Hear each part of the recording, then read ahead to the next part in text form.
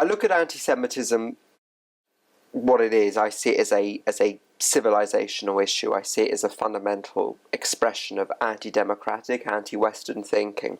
So it's not so much about the Jews, it's about what, if you will, the Jews represent, which I argue they embody by their very presence the values which are sacrosanct in our civilization.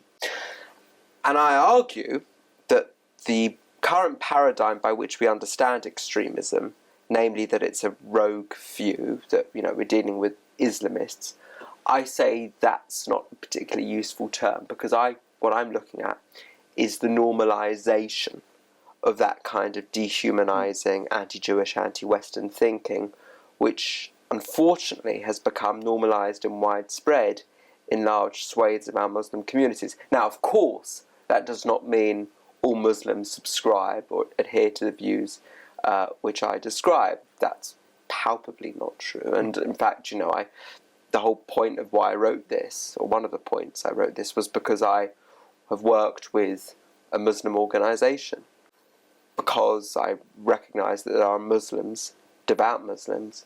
In fact, the person who wrote the foreword is a sheikh, resisting this precisely because they are Muslim. But nevertheless, there is a particular problem in our Muslim communities, and for that reason, I think there is no use in talking about extremism in terms of a rogue few, but looking at extremism in terms of how it's become widespread, normalized.